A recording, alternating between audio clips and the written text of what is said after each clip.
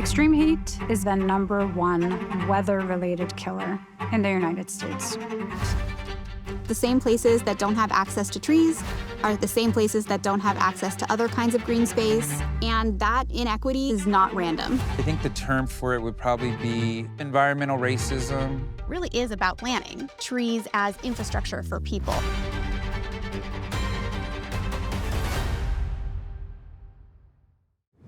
Another searing day, baking California. Extreme heat is the #1 weather-related killer in the United States. In 2023, a record-breaking 2,325 people died from heat in the United States. In urban areas with dense roads, machinery, buildings, and a lack of ample vegetation, temperatures can measure 20 degrees or higher than in rural or underdeveloped lands, impacting the lives and health of residents. But scientists and organizations are finding a way to mitigate the impact. Trees.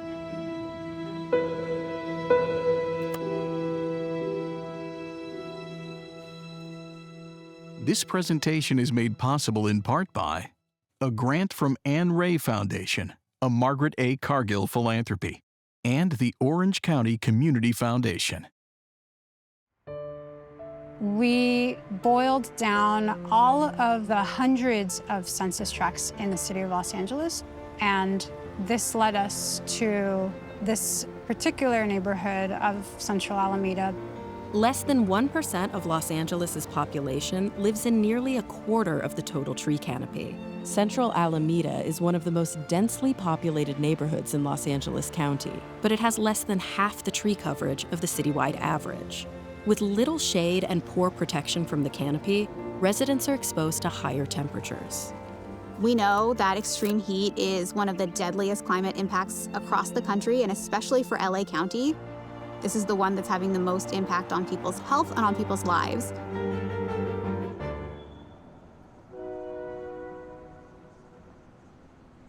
Cuando no teníamos árboles, sufríamos mucho nosotros en este apartamento, porque todo el calor, el resplandor del sol nos llegaba a la recámara y nosotros no abríamos las cortinas por el sol. Muchachas, sí tenemos aire en una sola recámara. Entonces sufríamos mucha calor. Cuando nosotros no teníamos árboles, poníamos carpa afuera. Mis nietos casi nunca los dejé salir en el proyecto. Siempre estábamos aquí concentrados en la casa. Cuando no teníamos el árbol, lo sentíamos muy estresados, porque el calor lo estresa a uno. Aún hasta la presión sentía que se me subía mucho con el calor. There are certain neighborhoods that might experience a heat wave and it's about 102 degrees. But go a couple of miles to the east or south and you might experience 110 degrees at the same time. That makes a difference outdoors and it also makes a difference indoors.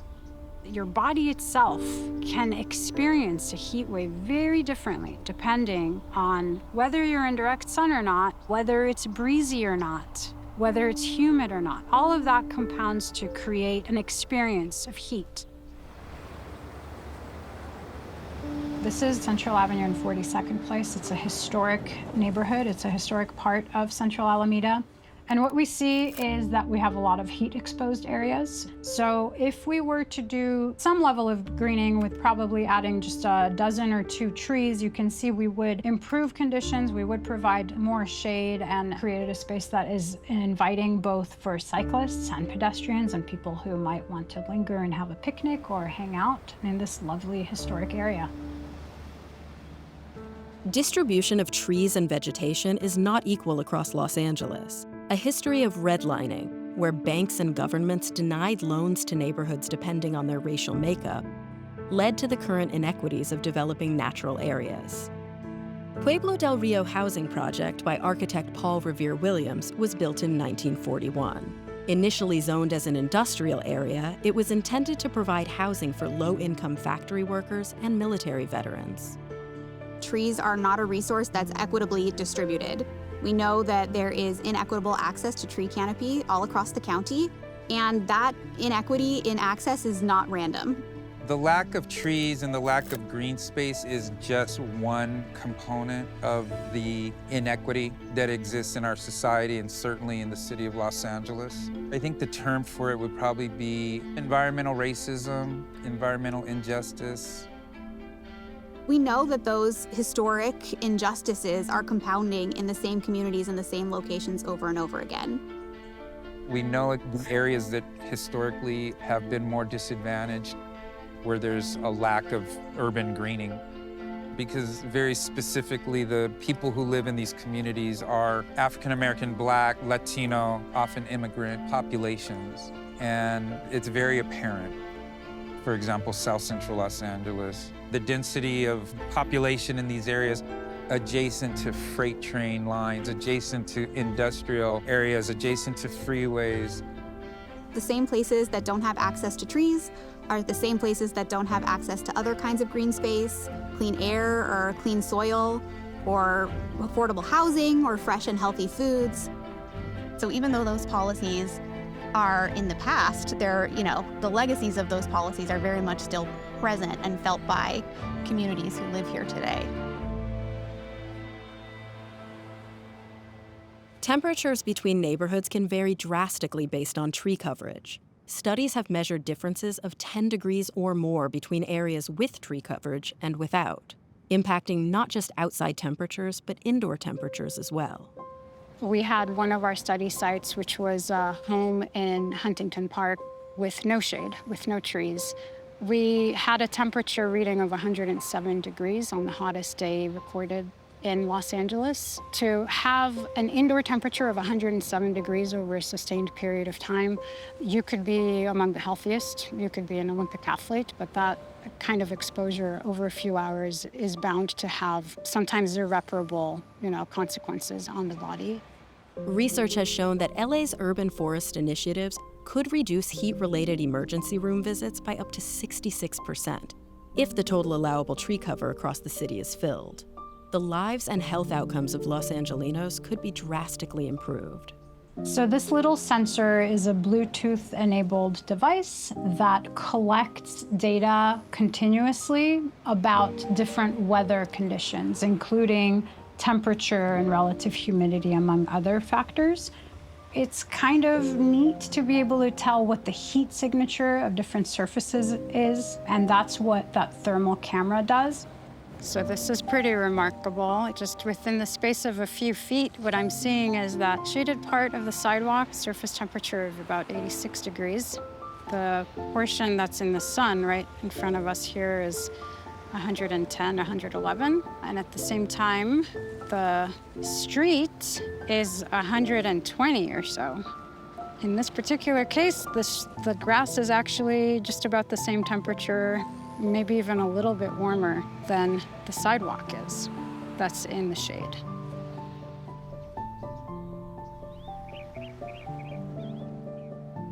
At UCLA, we went through a whole process that took several months of doing research, engaging with the community, understanding what residents want. Our purpose for collecting the visual data, both thermal imagery as well as the ambient temperature data, is to be able to see what the baseline conditions are, and then to be able to come back and show how we have made an impact by virtue of planting more trees and providing more shade in those neighborhoods. About 3/4 of this neighborhood is paved, which means that we have incoming solar radiation during the day to be retained, which then is released at night and creates sort of an ongoing cycle of exposure to heat during heat waves, which of course we know are getting longer and more intense. So what we want in every corner of the city is for people to have a place to go, have a place to enjoy, have a place to get a break from the heat. This park can be one of those places. If we had shade here, if it was more inviting, having a pocket park that can provide that And shade, again, is the number one way to reduce outdoor temperatures, is a vision that we want to realize for the city. I think there's space here for probably 10 or 12 trees, depending on what you're planting. I would look at all of the areas that are currently not paved and think about how we can plant in those areas.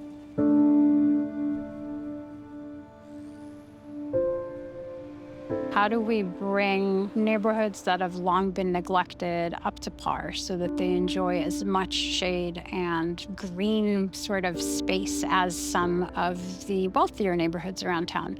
We're really talking about a long-term investment in planting potentially thousands of trees per neighborhood. Trees provide so many different benefits to our communities, and I think that's what makes them such a powerful symbol and tool for sustainability. They provide multiple benefits, everything from shade and cooling to stormwater management to providing habitat to really improving mental and physical health for people.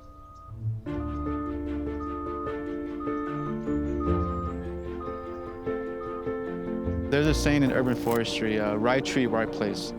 And the way I pick trees from nurseries, because we are in Southern California, which is in the Mediterranean belt, so we usually try to go native. Southern California, or certainly the Los Angeles basin, is not a naturally forested area.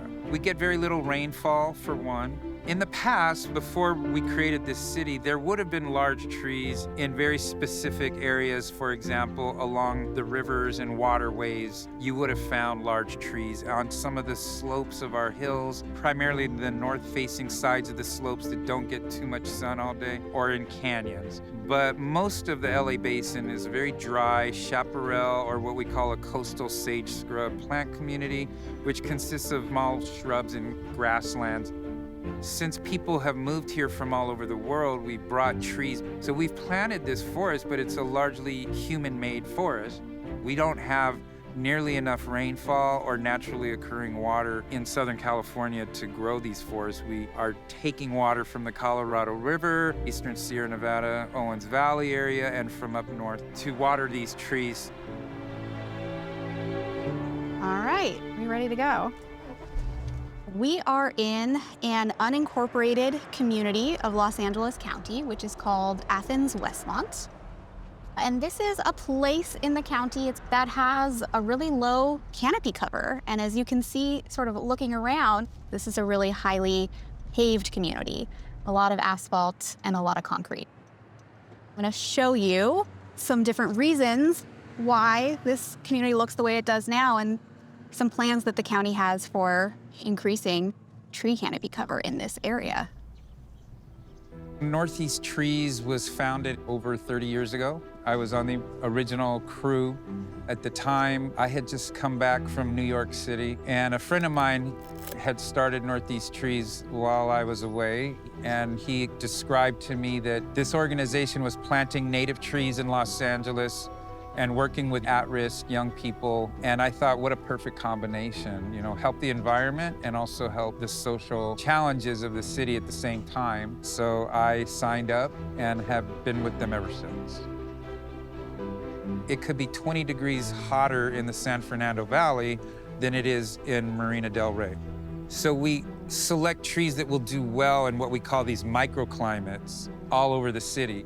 And at the same time, we're trying to create diversity in our species selection. We don't want to plant what we call monocrops or one dominant species everywhere. And that's partially because if a tree gets a disease which affects that species and you only have one species everywhere, well, you're going to lose your entire urban forest. And this has actually happened in some towns in the United States where entire urban forests just disappeared to a disease because there was not enough diversity. Welcome to Gardena. All of these palm trees, and a lot of them are on private property, but here you see palm trees in the street, a 2x2 box with palm trees.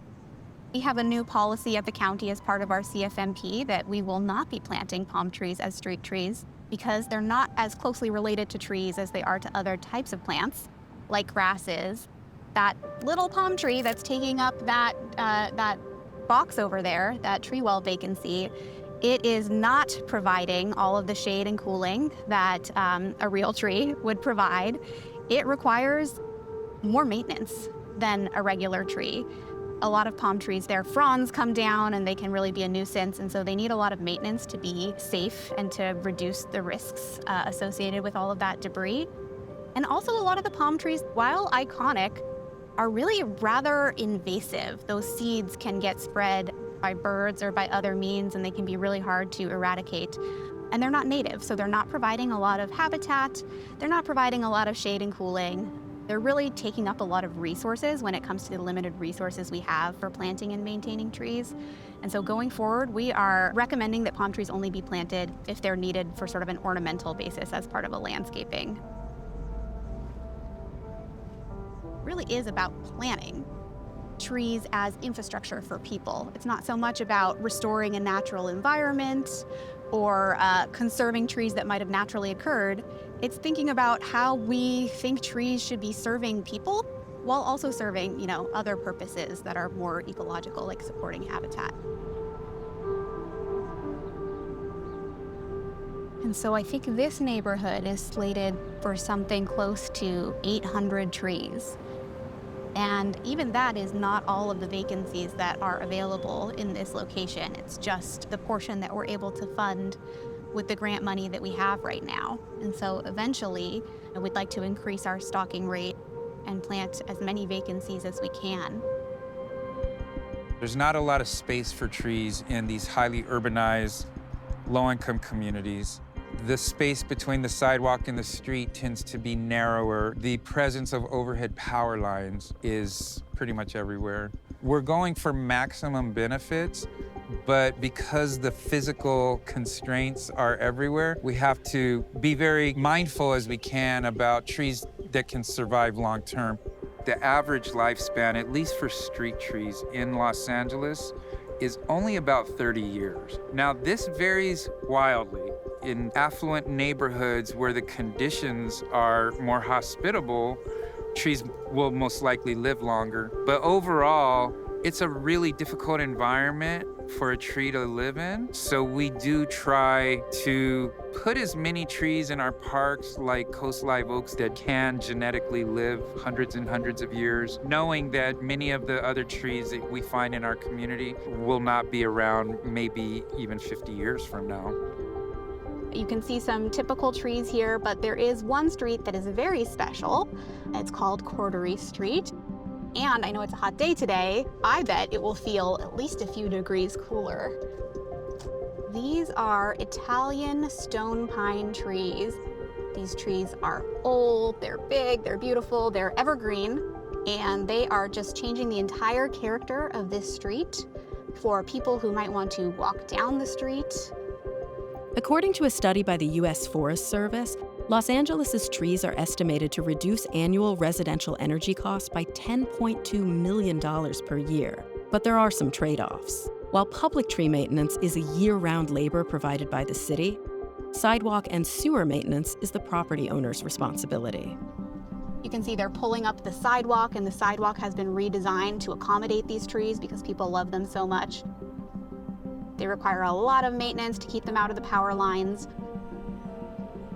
But I think it gives you a sense of what's possible if you could envision a street like this, but with different species, perhaps a species that's a bit more climate appropriate, a little bit lower infrastructure impact. Then you can start to see why people might want to choose to make space for trees over trash cans or parking lots.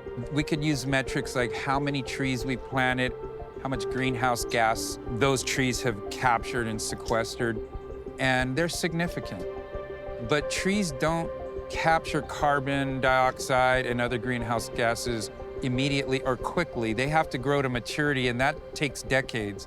We planted a few trees next to the LA River years ago, and in order to do that, we had to get the authorization of Caltrans because these trees were near the freeway. It was a tangled web of government agencies that we were required to navigate in order to do the simple act of planting a few trees. It requires a lot of persistence and a lot of patience. But over time, we've developed a very good, close working relationship. We were addressing the environmental needs of Northeast LA, including naturalizing the river and planting trees in schools and streets and parks and in the public housing developments. And it was because of our work with public housing that we were invited to then work throughout the city with the Housing Authority of Los Angeles. Over the years, Los Angeles has undertaken significant efforts to expand its tree canopy. In 2019, the city launched a plan to plant over 90,000 by 2021. Due to delays from the pandemic, 65,000 trees were planted by 2022. Today, those efforts continue alongside organizations like Northeast Trees.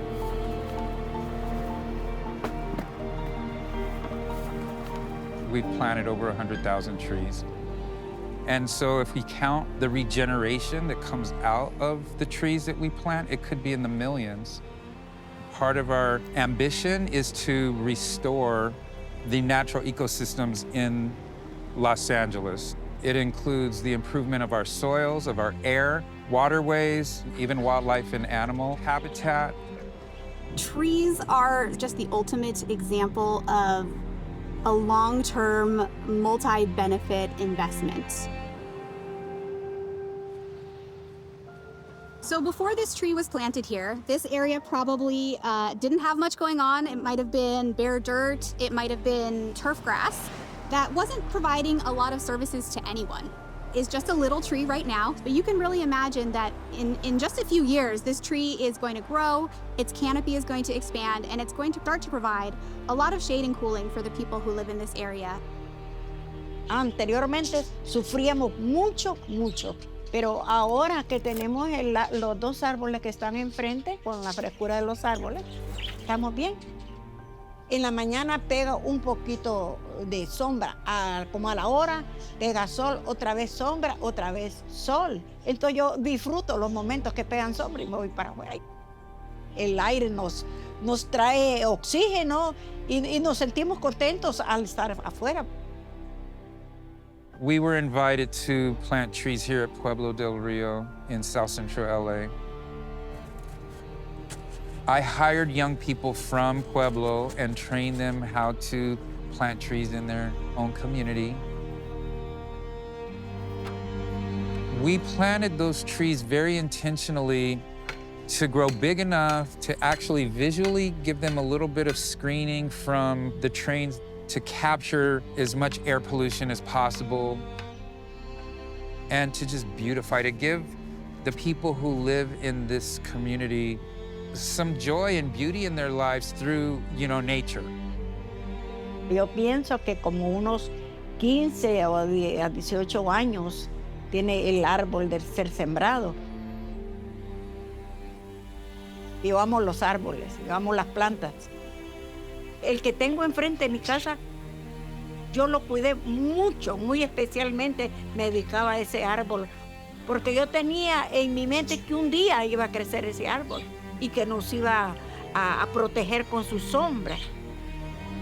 Siempre lo regaba el árbol porque decía yo, si yo lo riego, este árbol se va a ir desarrollando y va a ir creciendo pronto. Y ahora que yo lo miro grande, el árbol, yo me siento contenta. The key, especially in an area like this, is that you need funding not just to plant the tree, but you need to make sure that you have funding to water the tree until it's fully established. The county has an interest in serving the communities that are unincorporated communities, but also the incorporated cities all across the county. And there's a lot of effort that goes into using a data-informed approach to determine where we're going to be investing resources. You really have to be able to get down to the neighborhood scale to understand whether or not people have access to those greening benefits. People look around the city of Los Angeles and often they see blight, they see neglect, they see dysfunction. We see potential. We see opportunity. We see beyond all of the blight. We just work with the communities. We try our best to improve them. The communities that we work with, I have seen them improve over time. More people protecting their environment. People feel more at ease, calmer, less stressed when they're surrounded by trees and nature. When I think about the vision of a future urban forest for the county, I think about what we heard from community residents all across the county. They talked about communities with clean air. They talked about communities that were walkable, where they had opportunities to connect with nature and to be outside. They talked about places that were safe and that were resilient to climate change. And so when I think about the role of trees in the future of our community, that's how I think about it. I'm very optimistic about the future. Surprisingly, people who work with the environment are often very concerned that the future of humanity in general is probably not very promising. But in spite of all the problems that we see around us in our urban in Los Angeles, this is where the most potential is for us to, I think, excel as human beings. Socially, environmentally, I'm very optimistic that we will be successful.